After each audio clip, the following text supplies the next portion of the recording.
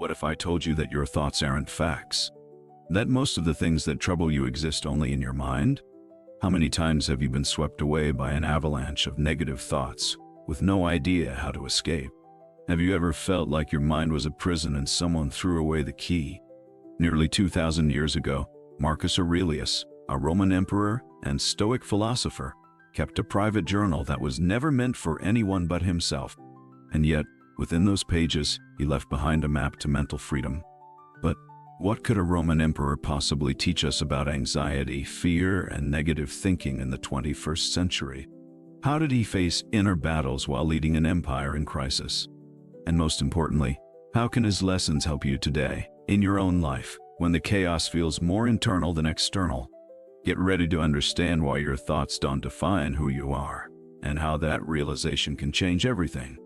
Have you ever noticed how the cruelest thoughts often show up when we're alone and in silence?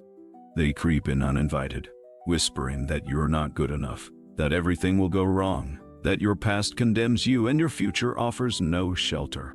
But who said you have to believe them? Marcus Aurelius once wrote in his journal, "The soul becomes dyed with the color of its thoughts." This simple sentence reveals one of the deepest truths of Stoic philosophy. You are not what you feel. You are what you choose to do with what you feel. And that changes everything. Because once you realize there's a gap between thought and reality, you begin to breathe outside the cycle. So why is it so hard to break that cycle? Because from an early age, our minds are trained to protect us from pain, rejection, and failure. Fear disguises itself as caution. Pessimism wears the mask of realism. Anxiety pretends to be preparation. But deep down, these thoughts aren't protecting us. They're trapping us. Marcus Aurelius faced real wars, political conspiracies, family illness. And yet, in his writings, he always returned to the same practice, observing his thoughts without clinging to them. For him, the mind was a greater battlefield than any war front. And his victory wasn't over others, it was over himself. How many negative thoughts have you accepted as absolute truths in the past few days? That harsh self-criticism, the assumption that others are judging you, the belief that you'll fail again.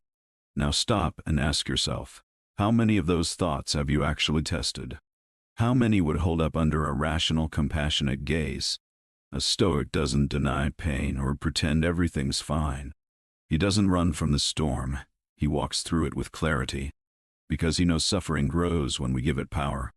Marcus Aurelius wrote, "If it's within your control, why worry? If it's not, why worry?" Repeat that like a mantra, and you'll start to loosen anxiety's grip.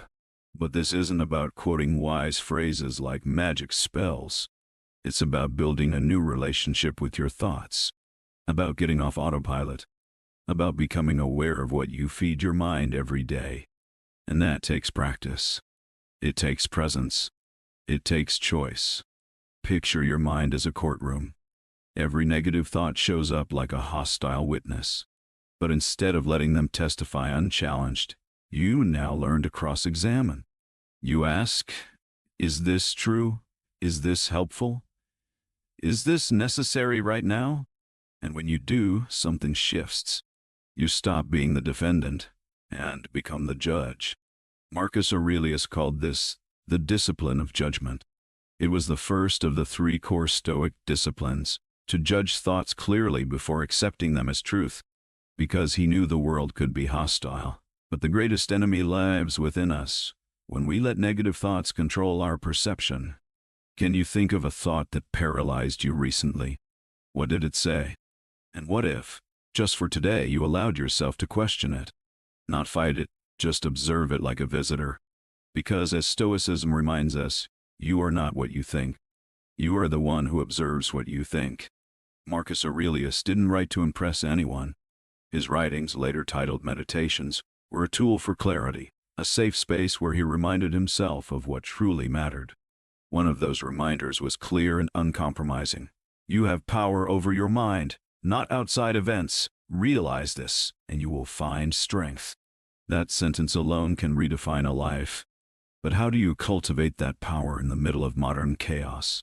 When your phone vibrates with bad news, when social media comparison eats away at your self-worth, when the past keeps echoing in your mind? The answer isn't to escape the world. It's to build an inner space the world can't invade. That practice is called cognitive separation. It's the ability to recognize that a negative thought is just that, a thought, not a sentence, not a prophecy, not your identity. It's like a dark cloud in the sky, temporary, unstable, passing. The sky remains, and you are the sky, not the cloud. Many of the thoughts that hurt us most come from internal distortions, catastrophizing, generalizing, mind reading, common errors in how we interpret the world.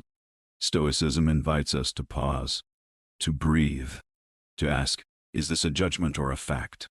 And most of the time we discover we've been fighting ghosts. Even as an emperor, Marcus Aurelius didn't see himself as above pain. He just refused to be a slave to it. In one passage he writes, "Today I will meet selfish, ungrateful, aggressive people. But they cannot harm me unless I allow it." That's the essence of Stoic freedom, separating what you feel from how you respond. Now imagine you're in a room with a window. Outside there's noise, wind, even rain. But the decision to open or close that window is yours. Negative thoughts are like that outside noise. They exist, but you get to choose whether or not to let them fill your inner space. The undisciplined mind naturally scans for threats. That's the result of thousands of years of evolution. But living in a constant state of mental alertness is too high a price to pay. That's why Marcus Aurelius calls us back to reason, to serenity, to what he referred to as the logos, the rational order that governs the universe, and also the soul. And here's where a powerful practice comes in: journaling. Marcus did it every day. He wrote about his fears, his doubts, his failures, and then responded to them with logic, compassion, and purpose. Not to fool himself, but to reconnect with himself. Maybe you could try the same. Start with a simple question. Is what I'm thinking right now bringing me closer to or further from who I want to be? The Stoics understood they couldn't stop bad thoughts from arising, but they could stop them from taking over. They didn't want emotional anesthesia. They wanted clarity. And that clarity begins to emerge when you create distance between yourself and your mind. If you could hit pause on one negative thought right now, what would it be? What would happen if, for just a few minutes, you let it float by without holding on to it? Don't try to push it away. Just watch it. That's discipline. That's power. That's freedom. There's a moment when you realize you don't have to fight every thought that appears. That moment is liberating. It's when you understand that your mind is like a river, and thoughts are just leaves drifting by. You can watch them pass without drowning in them. Marcus Aurelius lived by that practice, and it's just as relevant today. Perhaps our greatest mistake is thinking that freedom from negative thoughts means eliminating them completely. But the Stoics knew that's impossible. The secret isn't the absence of negative thoughts. It's the presence of a consciousness stronger than them. Marcus Aurelius wrote, "The happiness of your life depends upon the quality of your thoughts." But he also knew that the quality of your thoughts depends on the attention you give them. A thought isn't dangerous on its own. It only becomes a threat when you feed it with fear, repetition, and identification. How many times have you fed a thought that told you you're not enough? That failure is inevitable, that no one truly understands you. Now ask yourself, what did you do with that thought? Did you give it space, repeat it, reinforce it, or question it, shine a light on it, shrink it? There's a choice to be made every single day. You can remain a hostage to automatic thoughts, driven by fleeting emotions, or you can become the architect of your own mind.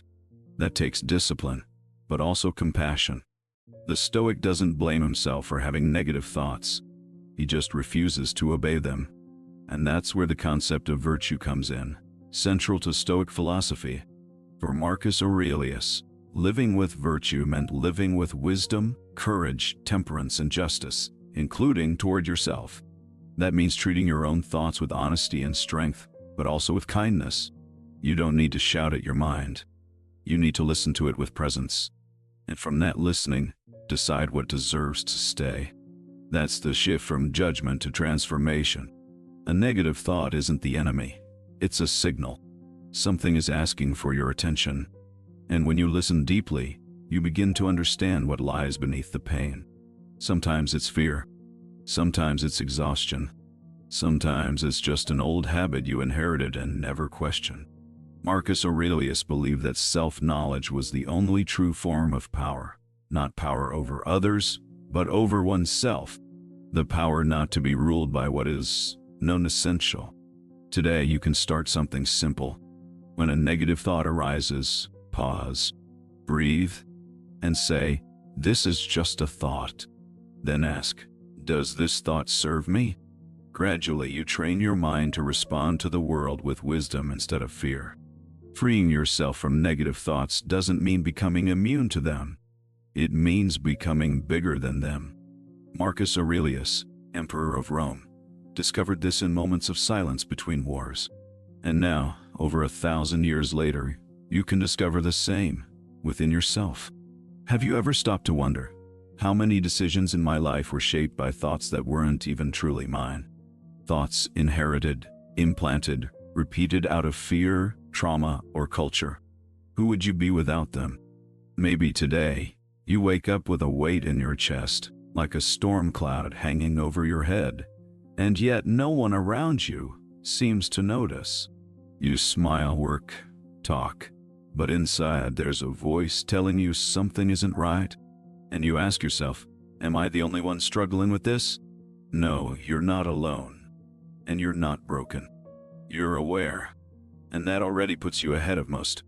What Marcus Aurelius and the Stoics taught us is that the human mind is like a fortress, but the key to that fortress is on the inside. And the greatest threat is never external, it's internal. It's the thoughts we accept without questioning, the stories we tell ourselves as if they were indisputable truths. So now I invite you to reflect, honestly, without rush or guilt. What thought has been dominating your mind most often lately? Is it about failure? Insecurity? Fear of the future? Maybe guilt over the past? Write it down. Don't filter. Don't rationalize. Just bring it to the surface. Breathe. Now ask yourself, does this thought have a real basis, or is it just a repetitive pattern you never learn to dismantle? Negative thoughts grow in the dark. They thrive when you don't examine them, when you accept them as absolute truth. That's why the Stoics wrote every day. Not to find ready-made answers, but to shed light on the right questions. Have you ever tried writing down what you think? Not to solve anything, but to understand. To take out of your head what's quietly consuming you. What if, at the end of your day, you took 5 minutes to write, "What took up the most space in my mind today?" You'd start to notice a pattern. And recognizing the pattern is the first step toward changing it. Now think, are you feeding your mind or just reacting to it? Marcus Aurelius dealt with loss, betrayal, war, illness, but he refused to hand over control of his life to what he couldn't control. His response? Inner rigor and calm. He chose what deserved attention. He selected his thoughts the way a general selects allies. Are you choosing your thoughts? Or does any thought get to occupy your inner space? Reflect with me. When you wake up in the morning, who sets the tone for your day? Is it a memory? A notification? Something someone said? Or do you consciously choose the kind of thought you want to start with? No, you can't control what pops into your mind, but you can train how you respond to it. That's practice. That's mental training.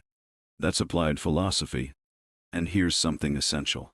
The quality of questions you ask yourself determines the quality of your mental life. So instead of asking, "Why is this happening to me?" try, "What is this thought trying to show me?" Or, "How can I respond with wisdom instead of impulse?" These aren't magic questions, but they are transformational. Now think back over the last 5 days. Were there moments when you reacted automatically to a thought? Maybe you made a snap decision, said something you didn't mean, withdrew, or procrastinated. Chances are, it all started with a single thought. Now imagine if you had paused for just 5 seconds and asked, "Is this thought helpful right now?" What might have changed? Do you see the power in that? This isn't about total control over your mind. That doesn't exist. It's about presence, about conscious choice, about remembering you have more power than you think. Marcus Aurelius wasn't some enlightened Zen master. He was a man in crisis trying to stay clear-headed. And that's why his words have lasted centuries, because they're human, practical, real. And you? Have you been real with yourself? Maybe you're surrounded by noise, pressure, distractions. But within you there's a quiet place. A space where you can breathe without being judged. That space is your observing mind. It's where your freedom lives. What if today you made a small but profound decision? To stop automatically believing everything your mind tells you. Yes, some thoughts deserve your attention, but most are just noise. And your job is to recognize the difference between noise and truth. Start today. Before you go to sleep, write. What thought paralyzed me today? Do I want to carry it into tomorrow? And when you wake up, write. What kind of thoughts do I want to feed my mind today?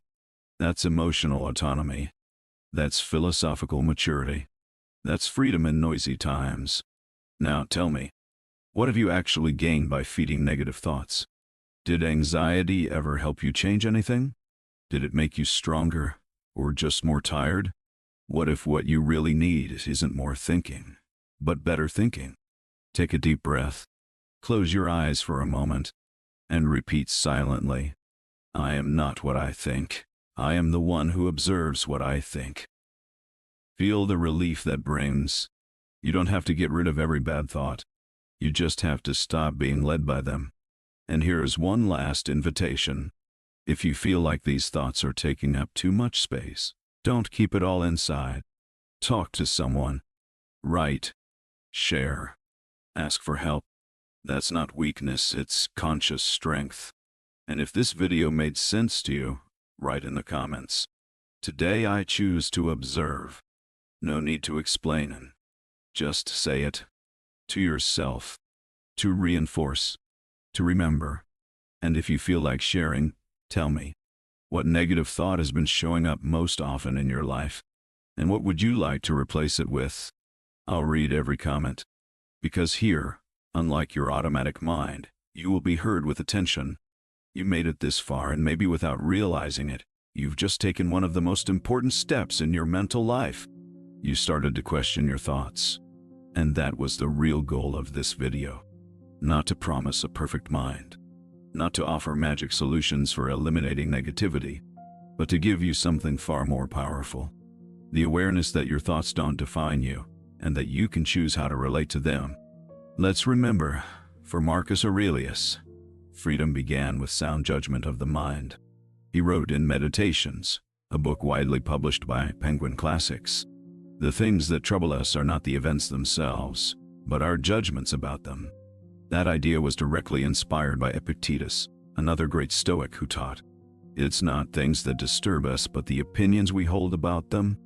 These lines, when practiced consistently, change how you face failure, guilt, anxiety, and comparison. We also talked about journaling, a practice supported not only by ancient philosophy, but also by modern science. A study published in Psychological Science, University of Texas, Austin, showed that people who regularly write about their thoughts and emotions experience significant reductions in stress and improved emotional regulation. The practice of questioning automatic thoughts is also a key part of cognitive behavioral therapy, CBT, developed by Aaron Beck, echoing exactly what Marcus Aurelius proposed nearly 2,000 years ago. It's not the thought that causes suffering, but how you interpret and respond to it. Let's quickly review what you explored. You learned to separate thought from reality. You discovered that sound judgment is the first step toward inner transformation. You understood that mental discipline is not repression, it's freedom. And with support from both psychology and philosophy, you saw that questioning your thoughts is an act of courage. What Marcus Aurelius wanted, and what you might want too, is not a life without problems, but a mind capable of facing any problem without losing clarity. He didn't seek peace through escape. He sought peace through lucidity. And today, remembering that, maybe you can start building your own inner empire. A place where thoughts are heard, but not blindly obeyed. A place where you rule, with discernment, courage, and presence. If this resonated with you, subscribe. Your mind deserves this space.